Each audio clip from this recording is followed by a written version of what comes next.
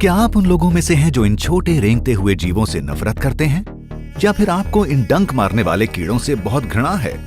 क्या आपने कभी चाहा है कि सारे कीड़े मर जाएं? ऐसा होने से पिकनिक और गार्डनिंग और भी ज्यादा मजेदार हो जाएंगे। क्या कीड़ों के गायब होने से विश्व बेहतर बन जाएगा? या फिर इसके नतीजे बहुत भयानक होंगे, जो कि जाहिर है हमें पहली नजर में दिखाई नहीं देंगे। आप देख रहे हैं क्या हो अगर, और ये है क्या हो अगर इस ग्रह से सारे कीड़े खत्म हो जाएं तो। अगर आप सोचते हैं कि कीड़े सिर्फ आपको घृणा देने के लिए या आपके गार्डन में सलाद का पत्ता खाने के लिए हैं, तो आप गलत हैं, पर पूरी तरह से नहीं। कुछ कीड़े सच में फसलों को खराब करने, डंक मारने के साथ साथ आपकी त्वचा में जलन करने, बल्कि इससे भी बुरा जीका और मलेरिया जैसी बीमारियां फैलाने का ही काम करते हैं। पर 90% कीड़े हमें और इस ग्रह को फायदा भी पहुंचाते हैं। ऐसा कहा जाता है कि कीड़ों के बिना विश्व अलग थलग हो जाएगा। ये असल में कितना बुरा होगा? अगर इस ग्रह के सारे कीड़ों को तराजू में रखकर तौला जाए तो वे लगभग सारे इंसानों के वजन से 300 गुना ज्यादा होंगे। अगर आपको इंसेक्टोफोबिया है तो शायद आप मुझे यहीं रुकने को बोलेंगे, पर क्या आप जानते हैं कि अकेले चींटियों का ही भार इंसानों से ज्यादा होगा? अगर इस ग्रह से कीड़ों का ये भार एकदम से खत्म हो जाए तो किसान सबसे ज्यादा खुश होंगे। अब उन्हें अपनी फसलों पर केमिकल्स डालकर अपनी पैदावार को भूखे कीड़ों से बचाना नहीं पड़ेगा।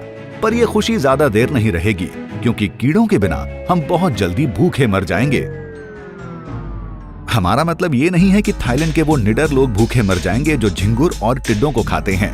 इंसान भले ही फूड चेन में सबको खाते हों, पर कीड़े ही इस चेन को जोड़ कर रखते हैं। वे कुछ रेप्टाइल्स, छोटी चिड़ियों और मेंढकों का खाना होते हैं। अगर सारे कीड़े गायब हो गए तो वे जानवर भी गायब हो जाएंगे।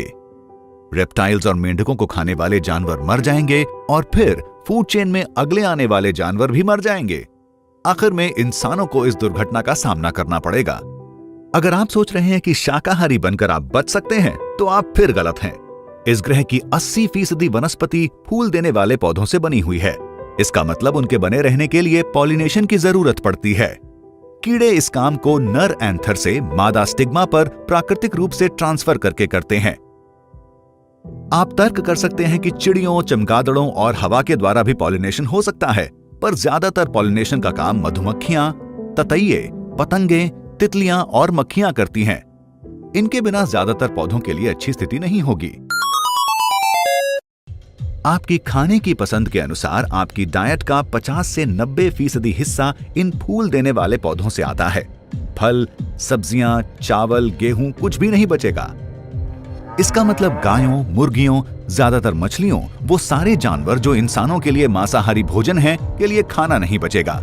भले ही आप शाकाहारी हों या मांसाहारी, अगर कीड़े गायब हो जाएं तो आपका लंबे समय तक जिंदा रहना मुश्किल होगा। आप एक ऐसे ग्रह पर भूखे रहने के लिए बच जाएंगे जहां ऑर्गेनिक वेस्ट्स का ढेर लगा होगा, क्योंकि न सिर्फ कीड़े छोटे जानवरों का खाना होते हैं और पॉलिनेशन का काम करते हैं, बल्कि वे मरी हुई चीजों, पत्तों से लेकर मुर्दों तक के लिए एक प्रमुख डिकम्पोजर भी होते हैं। वो एक ऐसा विश्व नहीं होगा जहां आप रहना चाहेंगे।